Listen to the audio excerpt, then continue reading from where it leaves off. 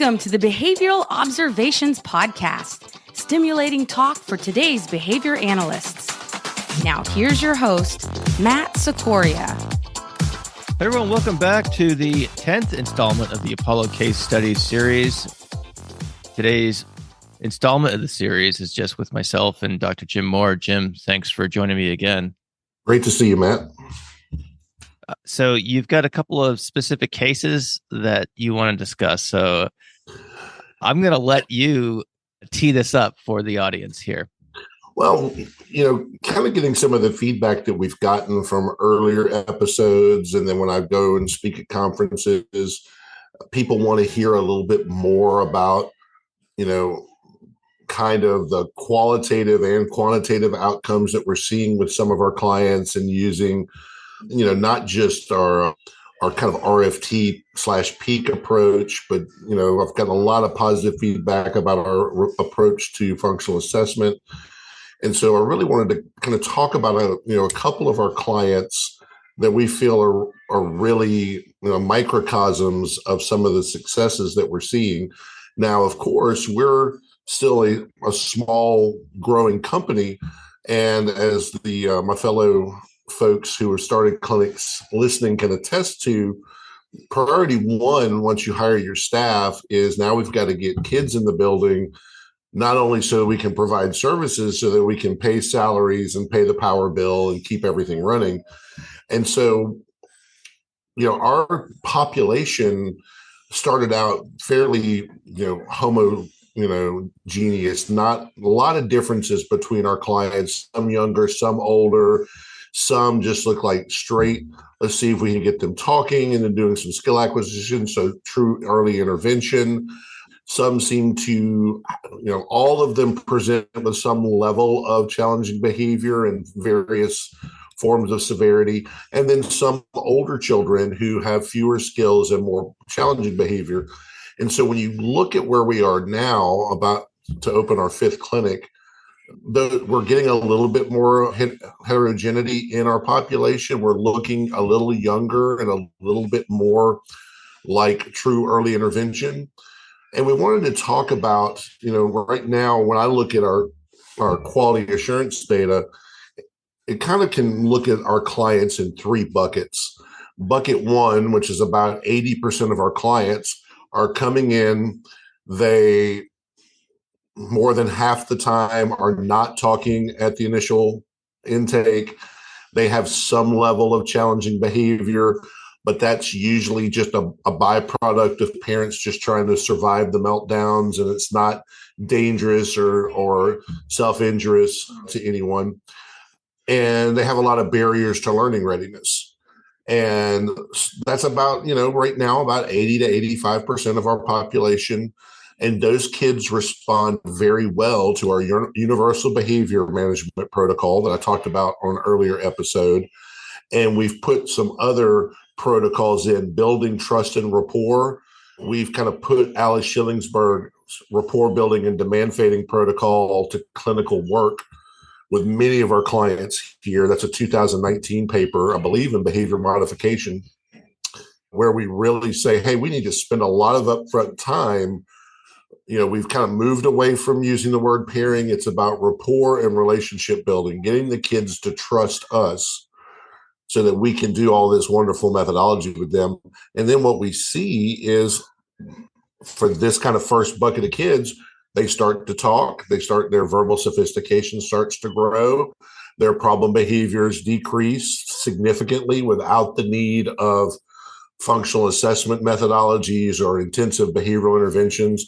And they really start making a lot of progress. A lot of times, once we get that kid learning ready and now they're motivated to be in DTT or NET type settings, we see, while there's deficits to their ability to derive stimulus relations. So we go in and try to start repairing that repertoire. And we see inside of, for some kids, a year, some kids 2 to 3 years, we make significant impacts, not only on their repertoire, but on their quality of life, what kinds of settings they can go into, and how successful they can be, and this kind of increasing trend of independence. Then we've got another bucket of about 10% or so of our clients where they too respond to our universal behavior management protocol. So we're not dealing with challenging behavior. We're able to build rapport with them. But before we can even get into their ability to derive stimulus relations, we face other barriers to learning. For example, we really throw things like eye contact into a bigger bucket of orienting and cooperative behaviors. What's their level of sophistication on orienting to things in their environment? I really focus our staff on this notion of a quote that I've heard it from both Steve Hayes' article and Dermot Barnes Holmes, that human cooperation is key to language development, the cooperation between an adult and a learner that's mutually beneficial. And how cooperative are they? It's not that they have problem behavior. We really don't talk about compliance or non-compliance. Are they generally cooperative and motivated? And we see that they are. And we still then, maybe we have to get them a little bit more flexible on that orienting behavior, get them a little bit more sophisticated so that they can attend to multiple features of the learning tasks that may be required. Because, some have fewer components. Some have, if I'm doing an audio visual conditional discrimination, they have to first orient to the therapist, then orient to the array, then orient to if there's a sample, and is that verbal or visual? If it's audio visual, it's then back to the array. That's a lot of moving around of their orienting behavior for that learner. There may be other barriers to learning, but we generally have a cooperative, motivated learner, good rapport, but they're making slower progress. And we really have to go in and really find those granular features of their learning readiness, and finding that some of these issues are key behavioral cusps to eventually getting them to derive. And then we have about 5% of our population that are older children. Many of them have had ABA services in the past. And so kind of the first thing we have to do is kind of get them unstuck from this, what we call here at Apollo, vending machine interaction that they've learned with ABA, like stimulus response, give me my reinforcer. Stimulus response, give me my reinforcer. We tend to have lots of scrolling behavior, lots of what Wayne Fisher calls pseudo guessing. And we usually have significant challenging behavior that does not respond to our universal protocol. So they usually, that's kind of 5% of our population usually will have some FBA methodology. We likely will do some sort of functional analysis with their behavior, and we then will have an intensive behavioral intervention plan. But I really wanted to kind of focus on that first bucket today and really talk about what is possible if you can get them as early as possible, and what not only are the outcomes, but what's the unique features of the approach that we took, because these 2 or 3 kids I'm going to talk about just represent, many more kids who, some are still with us and getting ready to leave us, but many have gone on to bigger and better places.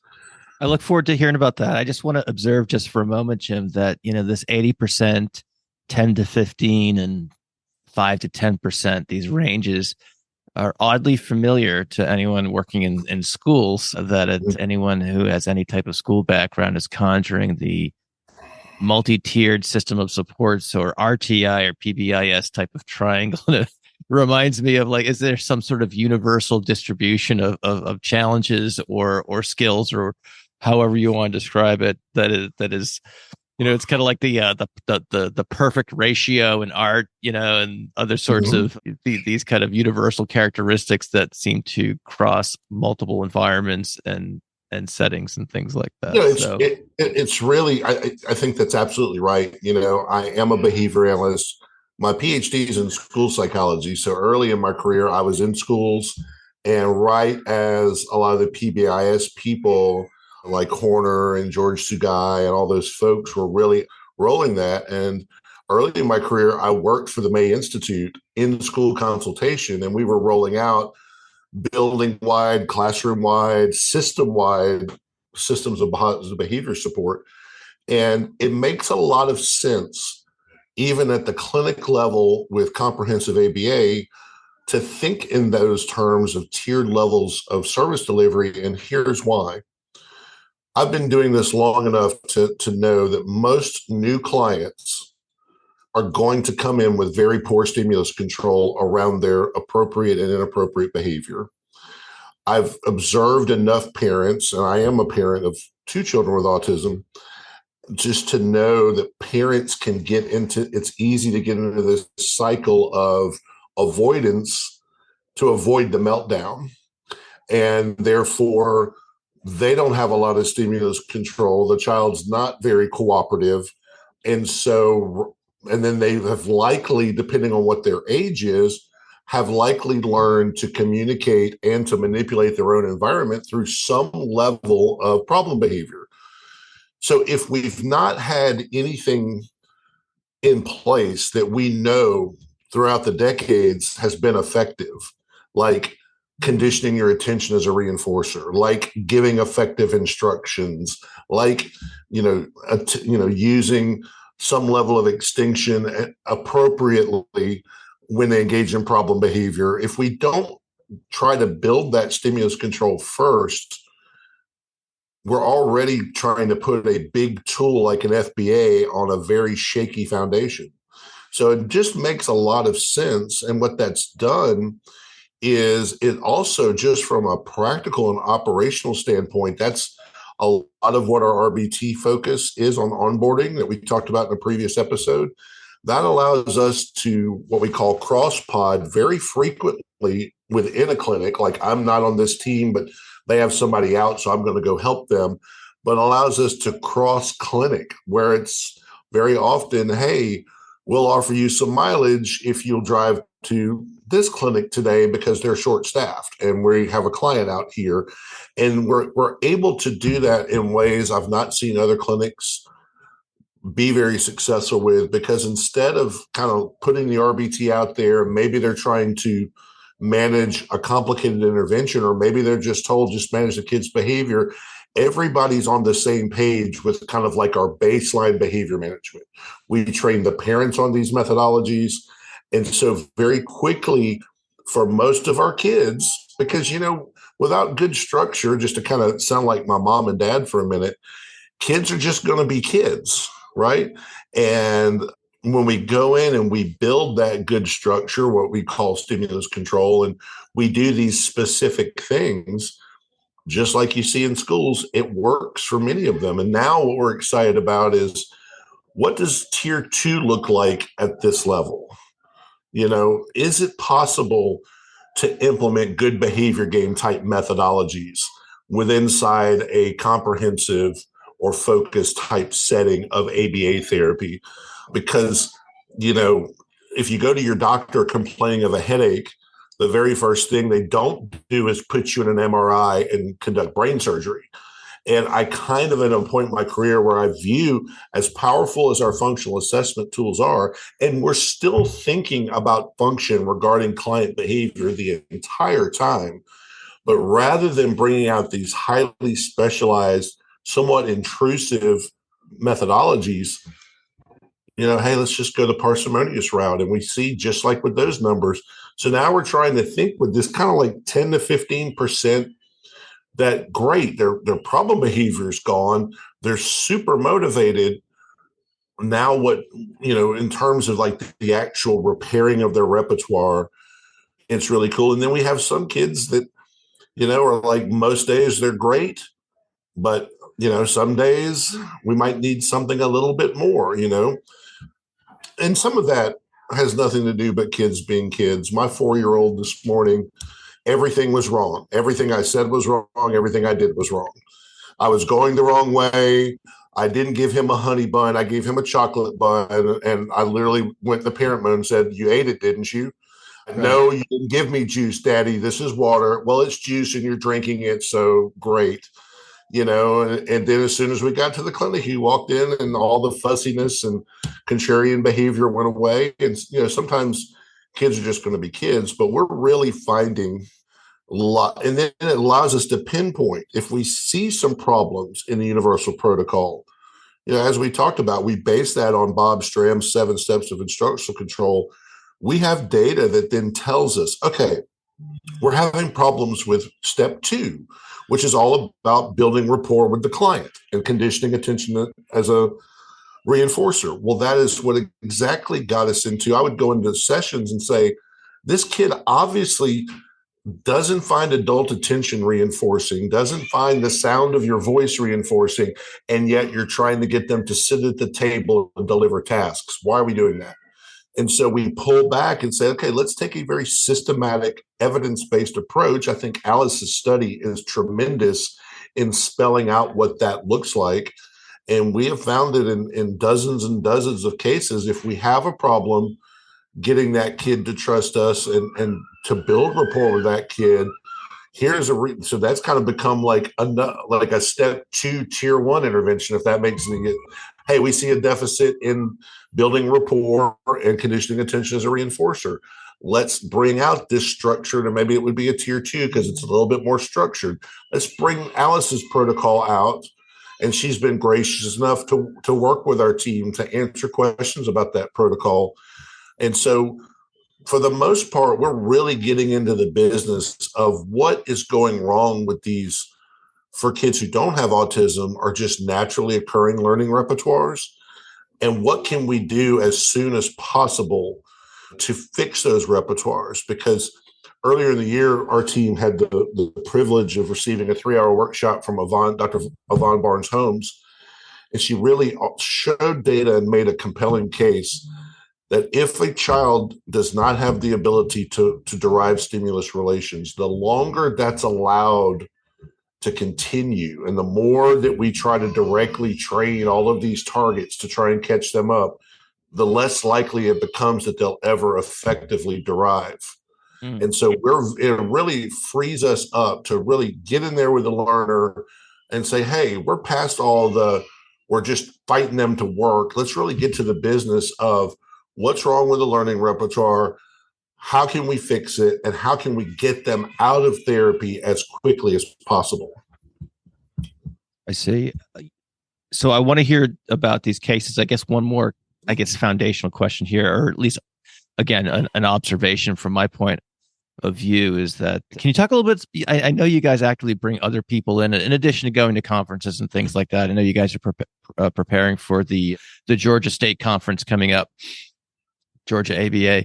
But in addition to that, you've brought some very big names in to do direct training with your staff, and seems like there's a commitment to doing that at Apollo. There is a dedicated commitment. So once every month, we have CEs at each location that 3 times out of the month, or 3 times, for 3 months out of the quarter, I lead.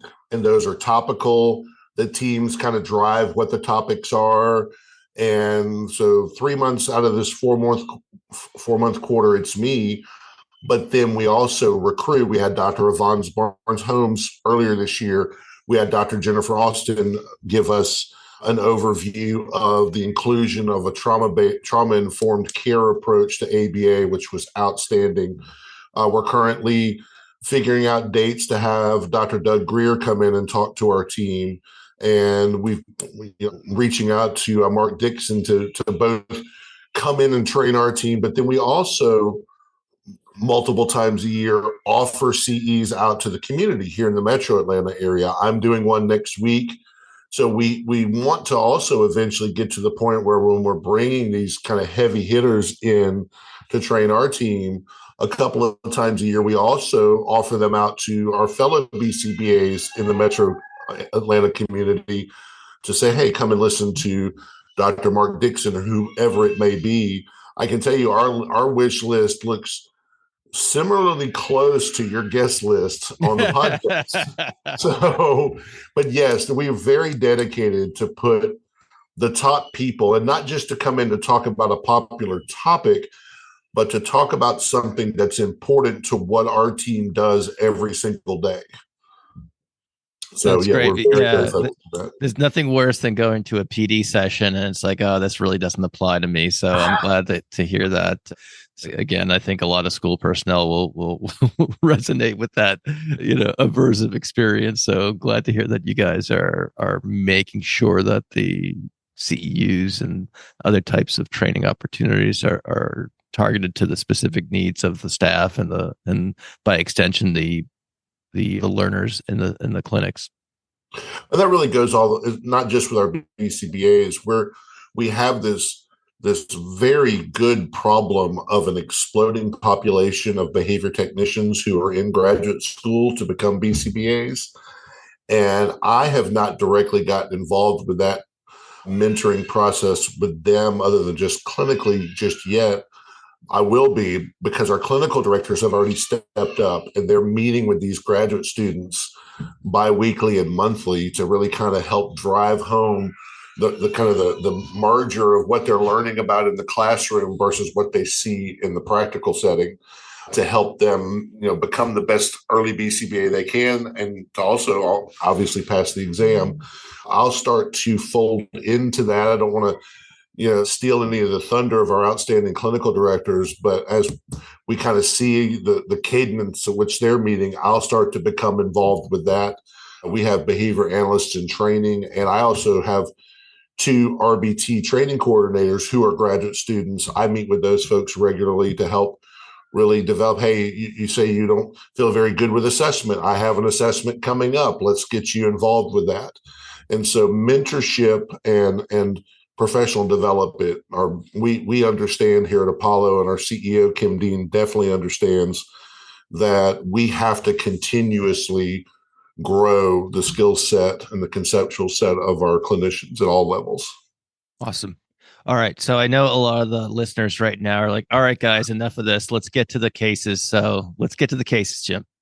So the first little guy I'd like to talk about, and I'll call him Victor, just so I'm protecting his anonymity, his protected health information, but also that I can just keep in reference back to, because I really see the people, once they're here, I don't see autism anymore. I see this beautiful little child that's in front of us and has been entrusted with us. Well, Victor was 2 years old when he started with us. I'll kind of go to the end and let you know that a few months ago, Victor graduated at 5 years old and is now in a typically developing kindergarten classroom with no support. But let's now, to kind of give you the endpoints, let's go back to that 2-year-old data point. And in Victor's initial assessment, he did nothing but scream and tantrum on the floor for the entire time we had him in the building. He had a barrier score of 44 on the VB-MAP barriers assessment, which, you can put it into a spectrum of kids with various challenging behaviors, but obviously a score like that means we've got some significant barriers to learning.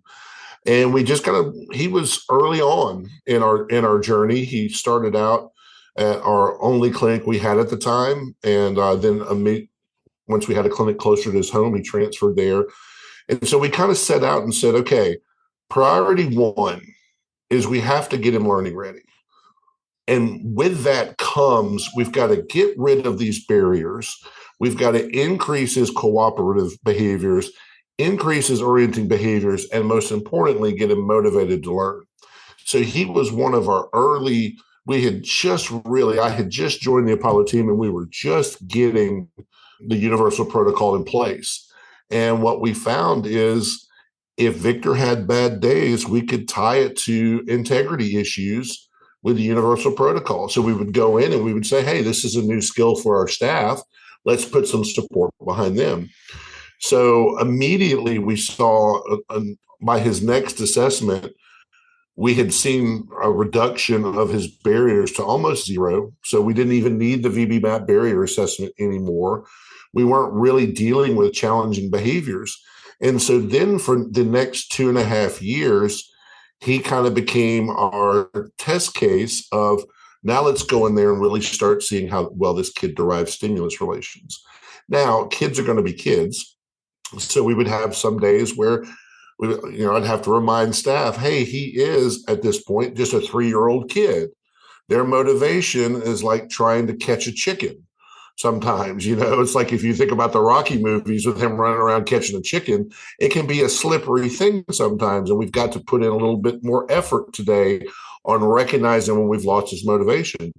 But for the most part, we saw that when he came in at 2 years old and we compared his performance to the peak normative sample that Mark Dixon published on the direct training module, not only was he at zero skills because we couldn't really assess anything, but with his third birthday approaching, he was at risk of being significantly behind his peer group. Well, by the time he was 3.5, he was already exceeding the 3 to 4-year-old age norms on peak DT. Now, we saw for those of you not familiar with peak, there's 4 factors in the direct training module that have been factor analyzed and kind of grouped together under skills. Well, one of the most important in the DT module is verbal comprehension skills. It's 100 specific operant targets, advanced tax, MANs, intraverbals, all receptive identification, all sorts of things within that. And as you start to approach what developmental psychologists call the language explosion, you have a significant risk of your kid falling significantly behind. So just to give you an example, the VCS typically developing score, verbal comprehension scores for a 3 to 4-year-old is 19. For a 5 to 6-year-old, it jumps to 80. By the time they're 7, they have all 100. So what we noticed while he was in that 3 to 4 range is, hey, foundational learning skills, whoa, he's already got that. That's a slam dunk. Perceptual learning skills, slam dunk. He's way ahead of his peers here. He's close to his peers on verbal comprehension, but the acceleration is just not there as you see with the typically developing sample. Perceptual learning, advanced VMS, advanced verbal comprehension and memory skills, the last factor, he's doing fine there. So then you get into verbal comprehension skills and you ask the question, okay, how many targets does he lack? And how are we going to get these targets? Are we going to directly train them all when we know we've got this huge, as our CEO calls, hockey stick going from 19 to 80? I think that's a difference of 61 operant targets. Are we going to try and discreetly train all 61 of those? Or are we now, with such success and positive momentum from this kid, start to see how well he derives? And what we found is he couldn't give us a basic symmetrical derived relational response. Meaning if I taught an A to B relation, no matter what it was, he could not give me the B to A relation back without training. And so we made the decision that this language explosion happens, and I think that there's some pretty good data out there to support this hypothesis. It happens in typically developing populations because they derive, and they derive on a very sophisticated level by the time that they're 3, 4, 5 years old. And our client is not doing that. So he's missing a key component of his learning repertoire that could impede his overall progress. And it's not just about his verbal comprehension skills. It's about his social behavior. It's about his flexibility, his ability to transition. So we then dove into the peak equivalence and transformation modules. And just to tell you the truth, Matt, he didn't like it at first. He was at this point, his expressive language, his vocal verbal behavior was pretty sophisticated, but you could tell he couldn't handle arbitrary relations, didn't derive very much, and he was very rigid. He wanted things his way. Victor decided this is the rule for how my day should go, and we started getting some, I wouldn't call it problem behavior, but some resistance and some rigidity. And so, we did like I often do with those programs, is we accepted it as a part of the process. I call it the tyrant phase. Once we get their vocal expressive language to a certain point, they may generate rules, but they don't derive really well. That type of learner, in my experience, is always like, it's my way or the highway. So instead of like using a behavioral intervention, like perhaps tolerating weight or my way protocol or things like that, instead we said, okay, Another typically developing kid his age would be able to derive, would have some arbitrary sophistication with arbitrary stimulus relations, and kind of, to use common language, would be able to pick up on cues that our client's currently missing. So we're just going to put procedures in place to just endure this kind of tyrant phase. And then what we started to see was as his E scores increased, as his T scores increased, and we had to do very little. We had to do multiple exemplar training on a couple of symmetrical E targets. And once that deriving started, picking up momentum, and the more opportunities to respond we gave to him with those types of targets and different kinds of targets, we started to see this to where he became, it's just like sit back and watch the learning happening. One of the things that one of his former BCBAs told me was the most challenging thing to work with him on the end was how fast he progressed, and how, hey, he's going on vacation for a week and he's coming back with a lot more skills than he had when he left. Well, because he's now learning not just from what we're doing in the clinic, but he's also learning from his natural environment as humans are intended to learn. So we were able, and then what we did is we didn't target very many verbal comprehension skills at all, very few. We focused most of our energy on his deriving repertoire. And guess what we found? He had a bigger hockey stick by the time he turned 5 than the 5-year-old sample point did. And so then we're all looking at each other and said, what more can we do for Victor? What we can do, he was now playing T-ball. He had gone on a skiing vacation when his parents were asked. I can remember I met with them when he was 2, and they said, will our child ever have a life? That's a hard question, and many of us get asked very often. And I often answer it just like I answer all of those questions. I can't honestly tell you, but I'm going to do everything in our power to make his life as great as it can be. Well, now they went on a skiing vacation. They've been to the beach. He's gone and stayed with his aunts and uncles and cousins without his parents, without those supports. And his world hasn't flown apart. But I can remember throughout that whole journey, periods of time when that would not have been possible. And I would say probably when he was 4, if we had not really analyzed the trend of his verbal comprehension skills and that it was lagging, it was increasing, but not at the rate we would expect from a typically developing peer. But given how well everything else was going, I know that at earlier points in my career, when I was not using this type of approach, so focused on derived relational responding, probably would have discharged him at 4. And we would have sent a much more rigid, much less socially prepared client out than the one that we just discharged. So Victor is just one of many cases like this. I'm going to talk about a couple of others, but he was our first one, and we learned a lot from him. And I'm very thankful that we got the privilege to work with him and his family. One thing that I want to rewind a little bit about the difficulty you had once you started programming with the equivalence and transformation modules, and the, I guess, challenging behavior or the reluctance or whatever you want to call it that resulted when you started throwing some of those programs at him. If he was flying through some of the earlier modules, I'm just thinking, do you think there was some sort of extinction factor built into that? Like he was doing really well with some of the stuff that obviously that was more in his realm of capability, and then the addition of the latter 2 peak modules, well, these things are more difficult. The rate of reinforcement that he's getting has been, presumably diminished. Correct me if I'm wrong. And that resistance difficulty, whatever you want to call it, might have been explained by extinction related factors. And this is me totally, kind of a Monday morning quarterback, well, the reality is 1,000 miles away, literally. But the reality is that when you use peak ENT, there's just a pragmatic extinction problem that you have to navigate. And that's when you test for deriving.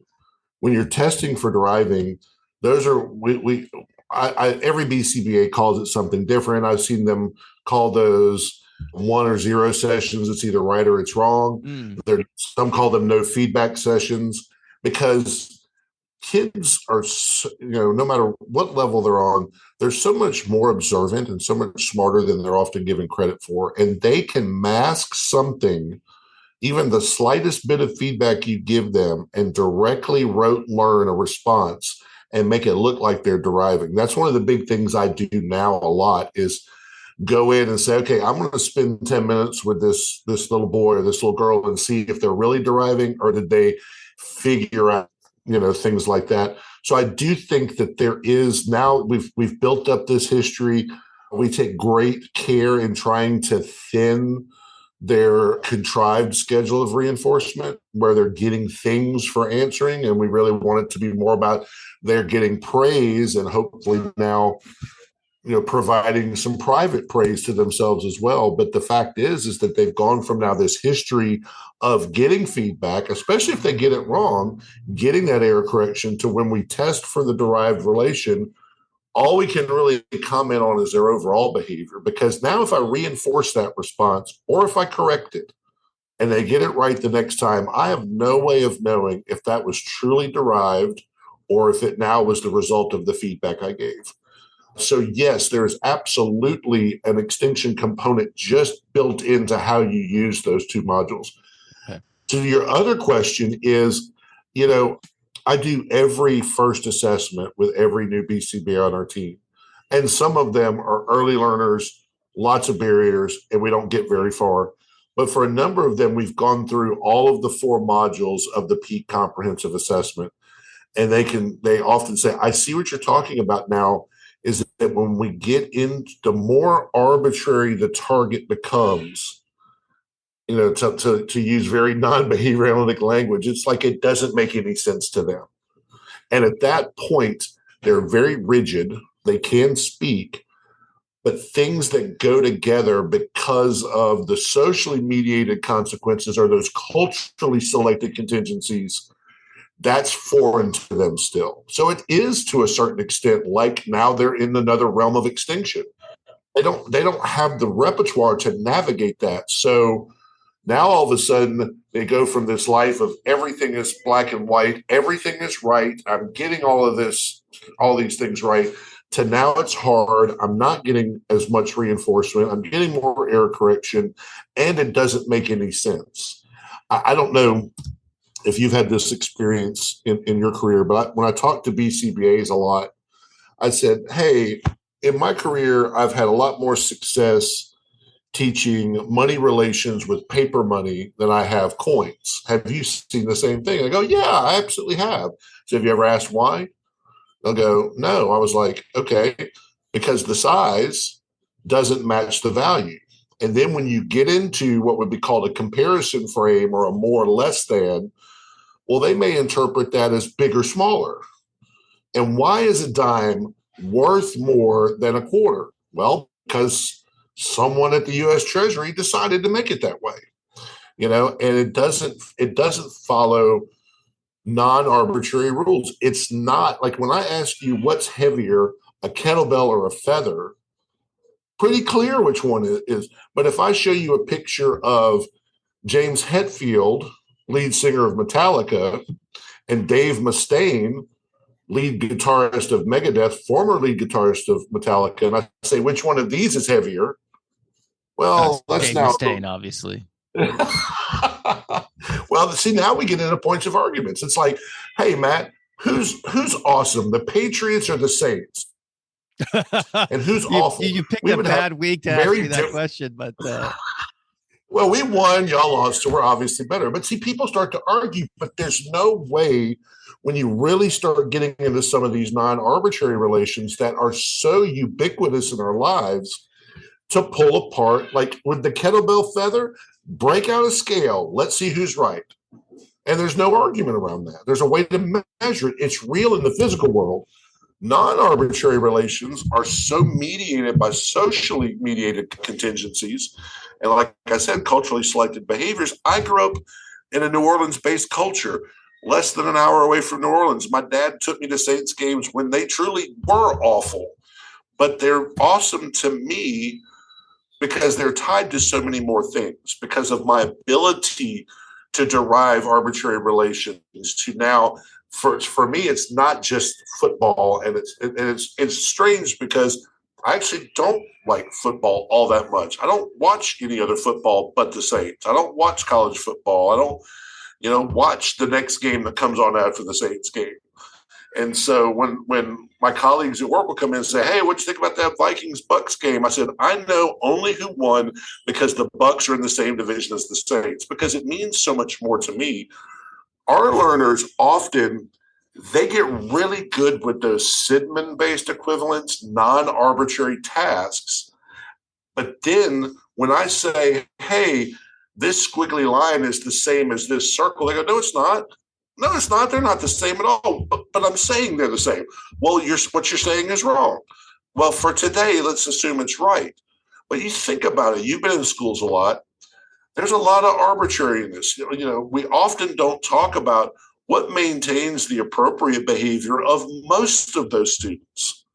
It's rules and other culturally mediated consequences. What will happen when they get home if they get in trouble at school? All of these delayed deliveries of reinforcers and punishers.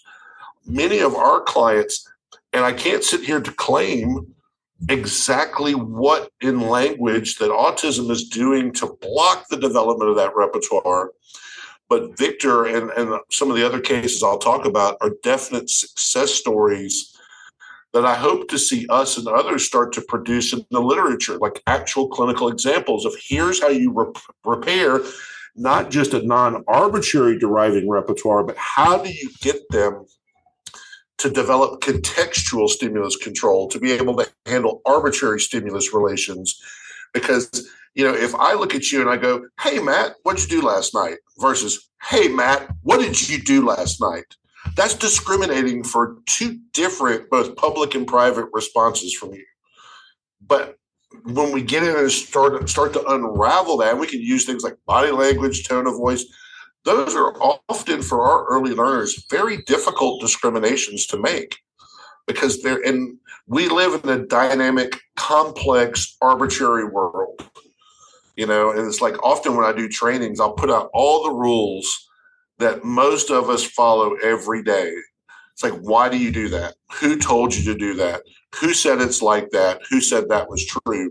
And then you get even deeper into, I know Jordan Belial's doing a lot of work with relational density, relational frame theory as it applies to bigger problems like climate change and racism. It's the same mechanisms, in my opinion. It's like, who told you to do that? Who said that that was right? And it just goes to show that our field needs to know more about cultural selection. But as a clinician, dealing with children who have language and communication disorders, this is affecting their ability to navigate what are already difficult cultural contingencies. Well, I appreciate you laying out Victor's case there, and I just want to congratulate the clinical team working with him on such an amazing outcome. So don't want to forget to mention that. I also know that we have limited time. You've got a hard exit coming up here. So let's try to squeeze another case or two in before you have to sign off. Sure. Well, let's talk about a client that's still with us and how he may have been discharged at an earlier point in my career, or maybe even with some folks who are already out there. And it's like these kids who have limited problem behavior, they are doing great by all of your measures, but there's still something that's not quite yet. I'm going to call him Artis. And Artis has been with us for about a year, a little over a year now, and he came in at 3 years old. His barrier score, which I did have pulled up in front of me, but now I've diminished it, was in the 60s. He did nothing for 2.5 hours, but not just screaming, but almost trauma-induced screaming, this high-pitched, inconsolable, I don't want to be here screaming. And the parents were reporting he does this all day long. If he's not in his bed watching TV, this is what he does all day long. So when I sat down with the clinical director and his BCPA, when he said, "Okay, what are we going to do about this?" That one was a tough one, because it's like it's screaming. He's not really hurting himself. He's not hurting others, but it just sounded so traumatic. And it was very disruptive, both to his ability to learn and to the ability of others. Now, I can tell you, Matt, early in my career, I did so many FAs on screaming behavior, so many intensive interventions, FCT interventions, all sorts of things with screaming behavior.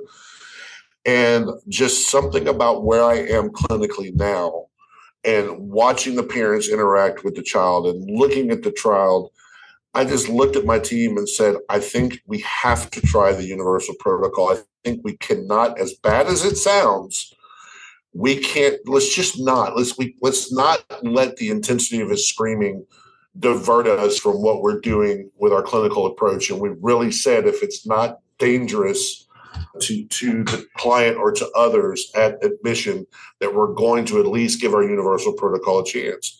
And so that we did. And I literally told the BCBA, you cannot possibly take long enough or too much time trying to build rapport with this kid, because to kind of, and younger 30-year-old me right out of my PhD program would probably slap me and call me a mentalist now. But I said, he doesn't trust his world. He doesn't understand his world. He doesn't trust his world. And therefore, we really, beyond this screaming, don't know what's there. And so you cannot take too much time focusing on step 2 and the rapport building protocol.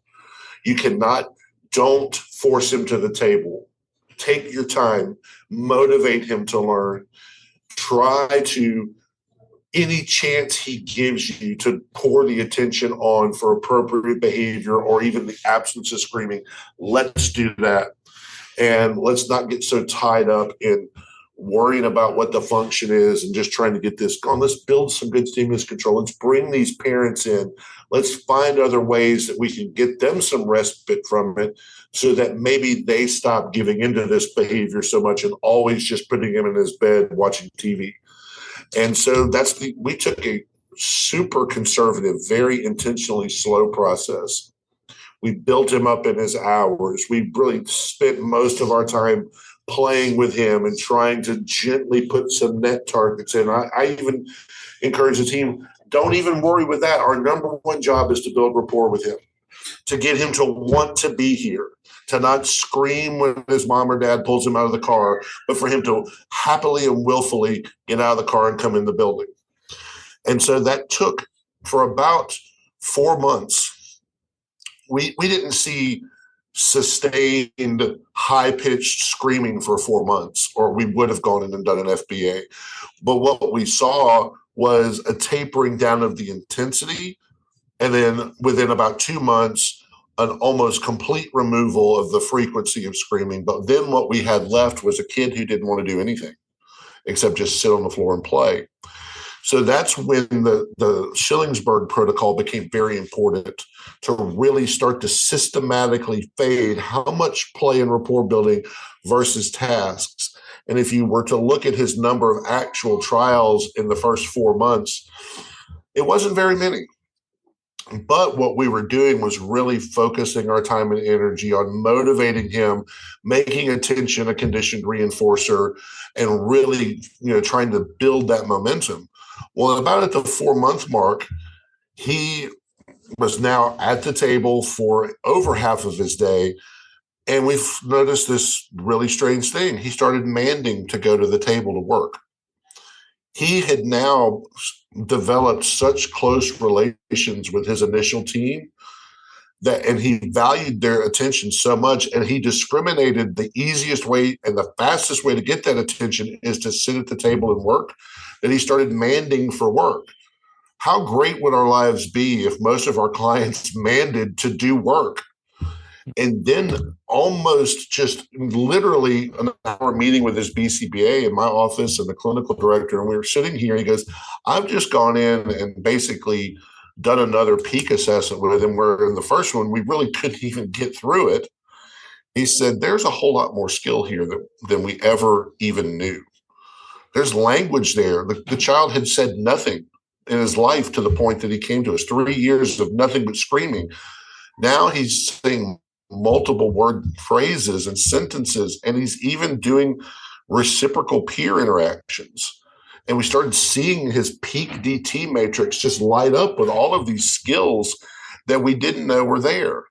And so I've learned at this point in my career that that motivation, the rapport that you have with the client and the therapist and the client and their caregivers, and how motivated they are either, you can call them precursors, prerequisites, or behavioral cusps. I don't care what term you slap on it. You got to get those things right. And if you can, then you start to see, okay, wow. Whereas we thought that this was a very impacted, very low functioning, using air quotes for that, learner, this kid actually was, for whatever reason, withholding a whole lot of skill that we didn't know was there. So then at the 4-month mark, it's like, okay, let's kind of recalibrate and refocus, and let's now not be chained to what we thought we had to do 4 months ago. Let's now see where he's at now and move forward. So then we went through a period of about a year where this kid was going like someone had hit the turbo button in his car, progressing. Hold on. I know there's a lot of people listening that are like, wait. Let's go back to the screaming part here, because I want to just make sure I understand that before we move forward, because it sounds like he's about to turn the page and make a lot of progress here. Mm-hmm. But willing to bet there's a lot of people in the audience saying, okay, so walk me through again how you got him to stop screaming so much. I understand that you didn't force him to the table, you didn't, you could, right, et cetera. I get that. But if you could put a little bit more detail to that, that would be super helpful. So using Bob's 7 steps in the context that we do, it's also somewhat flexible from learner to learner, is we had to determine, how do we create as many opportunities as possible for this learner to engage in appropriate behavior, and how do we make it as less likely that he will engage in screaming behavior without doing a functional assessment? So we basically let him come in the clinic and just kind of free roam, other than going into other clients' rooms. We said, what do you want to play with? What would you like to do? And at first, he didn't want to do anything but just sit on a beanbag and check out his environment. And that's literally where it's like, okay, as long as he's not screaming. And then we almost as in a passive assent approach, would make eye contact with him and just slowly start to approach, almost as if, hey, is it okay if we come over here and hang out with you? Is it okay that we come over here? And at first, that might just be sitting with them. Part of step 2, we use the acronym P.R.I.D.E, praise, reflect, imitate, describe, and then enthusiasm. Well, that kind of gives us this spectrum of ways to use our attention, and we train our therapists to really take the child's lead with that. So at first, it was a lot of, okay, artist, you're going to sit here on the beanbag, and I'm going to sit 5 feet away from you, but hey, we're now making eye contact. And I might give you a thumbs up, and he might give us a thumbs up back. And then we start to slowly move closer. We start to slowly and gradually increase how much we're verbally attending to him. And if we saw any of his precursor behaviors, which were things like shaking his head no, or he had some motor stereotypy, some hand flapping that he would do before the screaming would start, we would then kind of back that protocol back in. Now let's go back to where we were just having success. So it was a lot of reading artists' behavior and knowing how to respond. And then if the screaming started, just let it go and just not attend to it. And what we found was that this gradual, systematic approach to, for lack of a better behavioral term, build his trust in us, to now we can worry about conditioning our attention as a reinforcer. It's like he's a 3-year-old kid who can't communicate with his world, and now he's in a building full of strangers.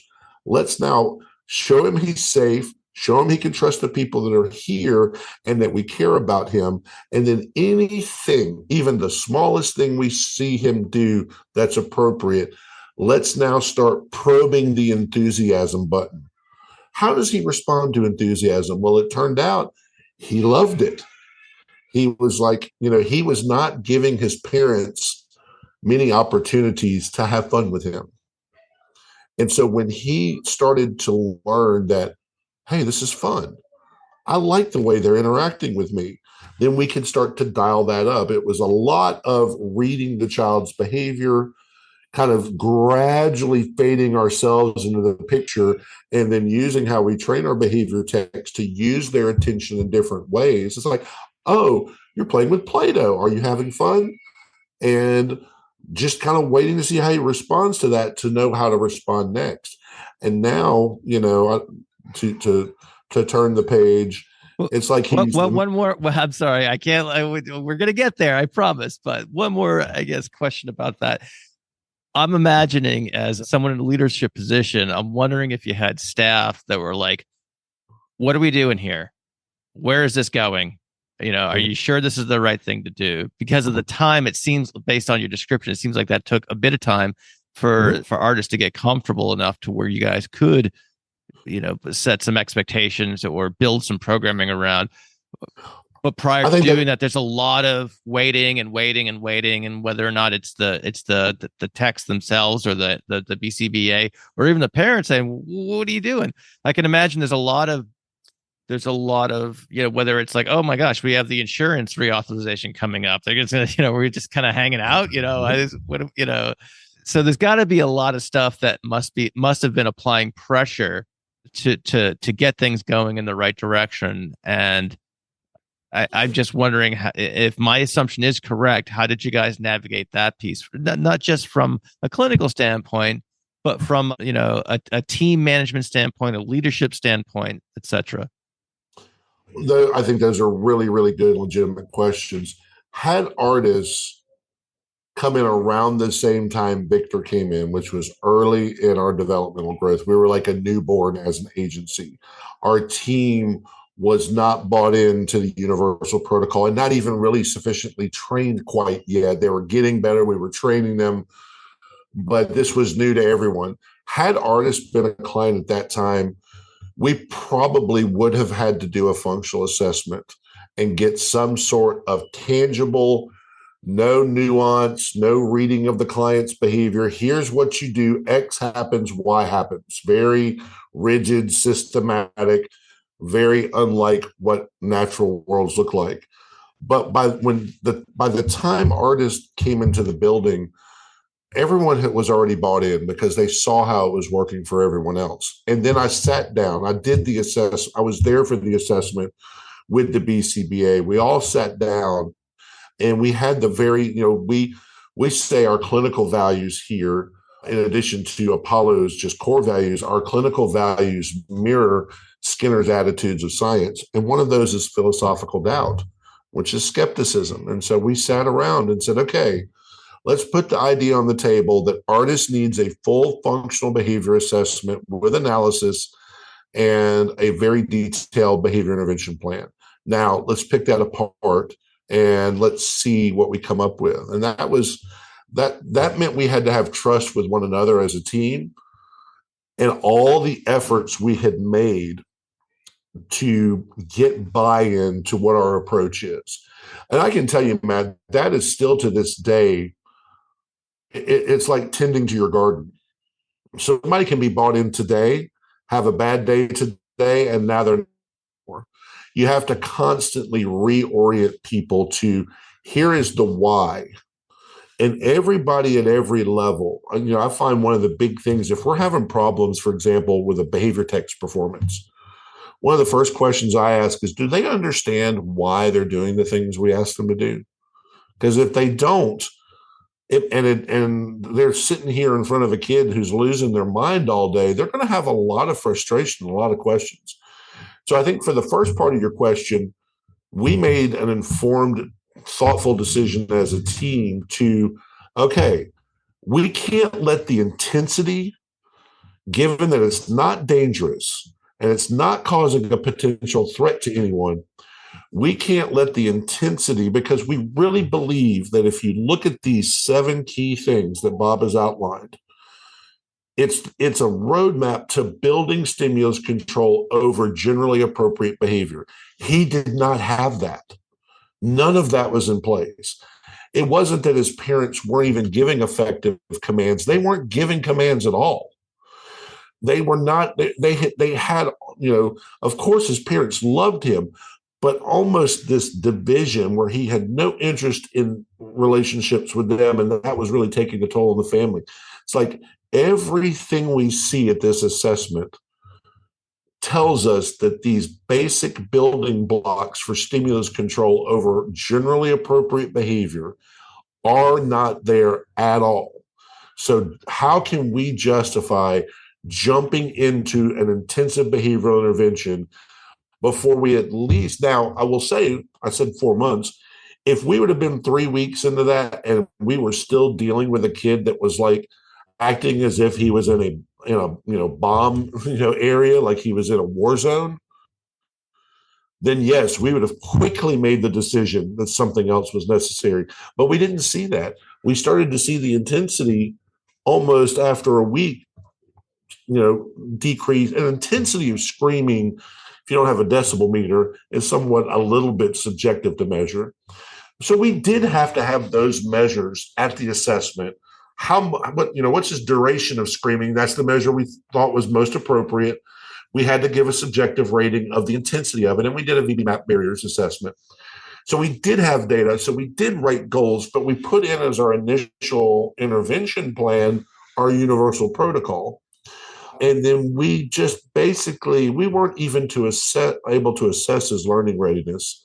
So we said basically, with a lot of verbiage required from the insurance companies, to sum up what we asked for in our first treatment plan is we need permission to try and build generally appropriate behavior and reduce barriers to learning, build rapport and get him to respond to adult attention as a reinforcer, and build basic learning readiness. Now, from that, we developed a comprehensive treatment plan that had lots of different components to it, but those were our 3 big goals. And we saw that by sticking to and without compelling evidence that, if things were staying the same or even getting worse, well, then we have to shift very quickly. And I believe that really at the end of the day, I know when you talk with those families, with his family specifically, and they say, we now have a child that comes in and says at night before bedtime, "Mommy, I love you. Are you okay? Do you need anything?" That's who he is today. Not even 2 years of treatment. He asks peers in the clinic, "Are you okay?" When he sees them fall, he's noticing his environment now, whereas all he was doing was screaming. Now, could I sit down before a panel of my peers and say functionally what was going on there? No. But I was taught that part of Skinner's pragmatic approach means what works matters. And what we did, sticking to our clinical model and kind of digging our heels in a little bit, worked for him. And now what we have is a learner who loves coming here. And we love the fact that probably by the time he's 5, he won't be with us anymore. So I think I answered all that. But yeah, when you're in the middle of it, and listen, he'll still have his days. And he'll still have, but we've not seen that just kid's terrified of his own world level of screaming in over a year.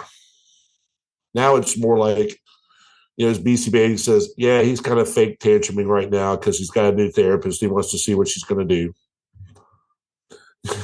I got it. So I appreciate you elaborating on that because I know in the audience like I do. I know that there's. And let me tell you the point. I get it too, because when I talk to BCBAs outside of Apollo, there's so many pressure points on them. There's pressure to perform, get their billables. There's pressure to see some relief for the family. And there's tons of pressure from the insurance company. But, I've often tell our team, it's like, hey, if you're nervous about what the insurance company is going to say with this upcoming reassessment, let me sit on that. Let me talk to these folks, because I've been doing this a long time and I can really articulate in a way that tends to not, you have to kind of think also power dynamics in the real world. It's like if you're a first year BCBA talking to a podiatrist who's your reviewer, who's been like a podiatrist for 25 years, That's going to be a lot different than if you're talking to a BCBAD who's been doing it for 26 years. And so, to me, part of my job is like, hey, when you're doing your day-to-day clinical work in line with our clinical model, let Kristen and I worry about the insurance companies, because that's a whole different ball game right there. Absolutely. Well, that's got to be reassuring for the folks to be able to do what they feel is the correct, whatever treatment approach or that they're trying to implement. So how can you ever go wrong by simply doing outstanding work exactly in line with the empirically validated procedures our field has been putting out for decades? I would really love to. I can remember in my previous job, I did interface with insurance a lot. And, ultimately, a lot of people don't know that ultimately, if you follow a process and you don't get trapped into binding arbitration with an insurance company, you can go to court. And I can remember telling a reviewer, I would love to go and meet you in court over this. I would love that day.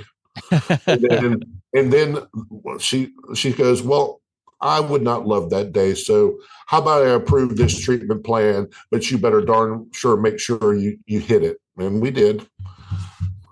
If it makes anyone feel better out there in listener land, my third child is in orthodontics. So I was chatting with the practice manager, and she said she was on the phone for 2 hours with an insurance company before she was able to call me back, with another case. So it's not just behavior analysis. This is, I think, where we are in the healthcare world. I don't know. It's getting harder. It's getting harder and harder and harder.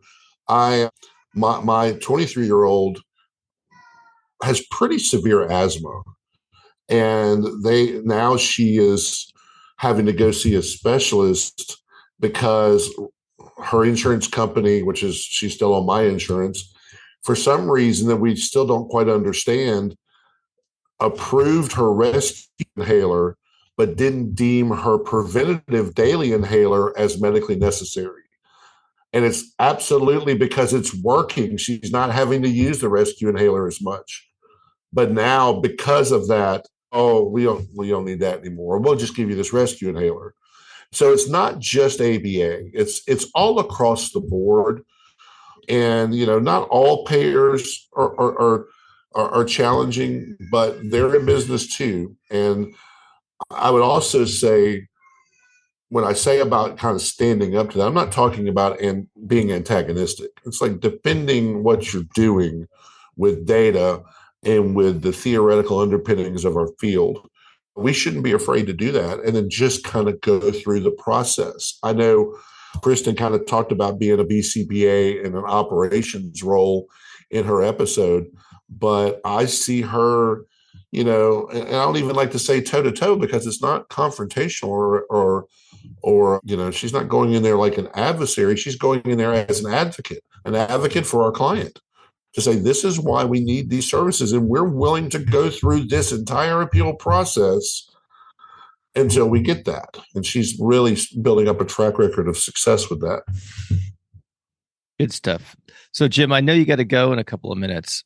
And so I'll leave it up to you. I know you had 3 cases to talk about. We could do one or two things. We could hold this case to the next installment of the series and wrap that up into whatever else we end up talking about. Or if you can do the Evelyn Wood speed reading version of case review, then we have so many. The biggest challenge for preparing for this episode was, there's so many clients I could talk about.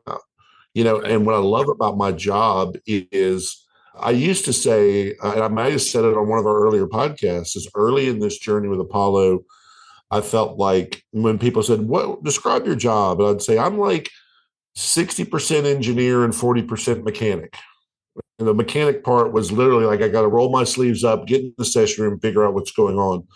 Well, that part of my job is now, pretty limited. I mean, our team now has become so outstanding at not just being behavior analysts, but applying this very focused and unique clinical model that we have here at Apollo, that in tandem with working with their clinical directors, they're solving their problems. They're not needing me. I get to go around now and really think about, okay, here's why I need to have a conversation with Dr. Douglas Greer, because I think what he's talking about with error correction and speaker's own listener behavior is vital to helping us know how to do RFT programming with the best prompting and error correction protocols possible. So I could talk about so many different clients, but I guess when I really think about, listen, we have the same stress points that a lot of BCBAs do. Billables, it's stressful. Dealing with insurance can be stressful. Just the pressure and the enormity of, I've got this caseload and all of these people are depending on me.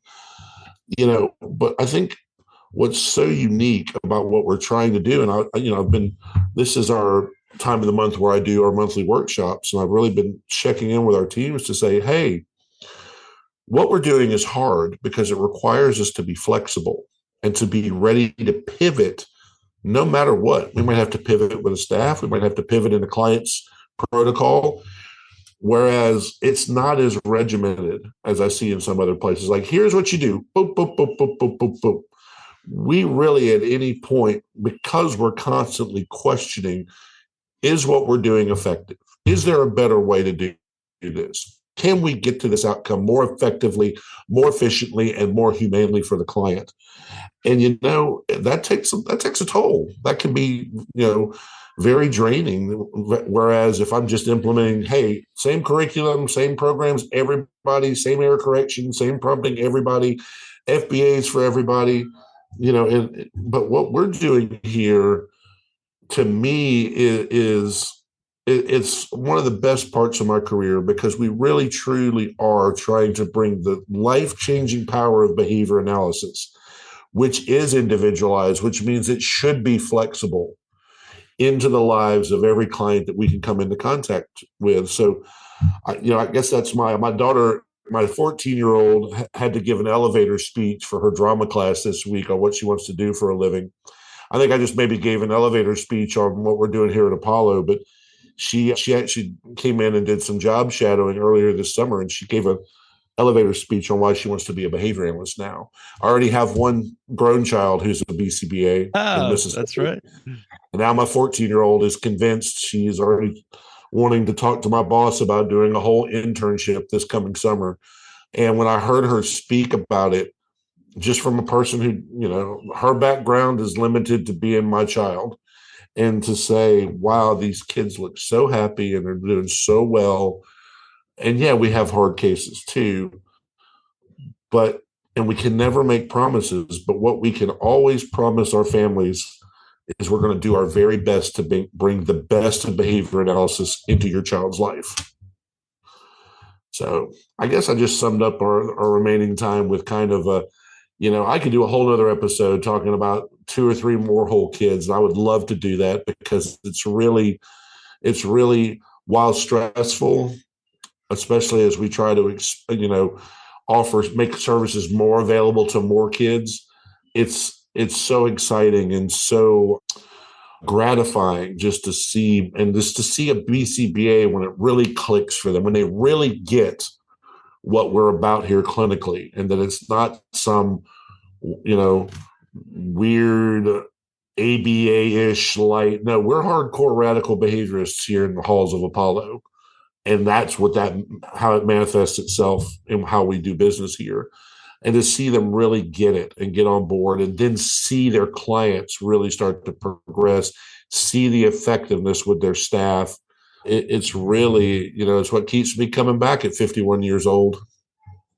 All right. Well, I look forward to talking about some other cases in our remaining episodes in this series. And I just want to say for the listener, hit either Jim or myself or both of us up on LinkedIn, or find us on social media. We're easy to find, and let us know if this is something you want to hear more about.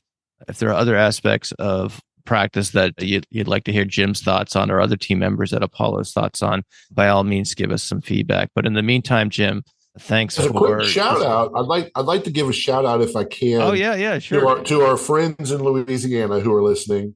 Your upcoming conference, the first weekend in October, I will be giving a whole talk on RFT outcomes with actual data that you can see on the screen. So and I believe there's a virtual option that I think that you can, Behavior Live may be involved with that. It's the Gulf Coast ABA conference. It's going to be the 6th and 7th in October in New Orleans. And I'm one of the invited speakers. I'd love to see some of the listeners come out and come up to me after the talk. This happened when we did a podcast earlier in the series, and I spoke at the Tennessee conference. We had listeners just coming out of the woodwork to talk with us and take pictures together. We'd love to see that happen in Louisiana as well. All right. Well, I'll see you, Jim, in the 11th installment of the Apollo Case Study Series. Thanks for joining me for number 10. Thanks, Matt. Thank you for listening to the Behavioral Observations podcast with Matt Sikoria. You can find Matt's notes on this episode at www.behavioralobservations.com. We also invite you to stay connected with us on Facebook at facebook.com/behavioral observations and on Twitter at Behavior Podcast.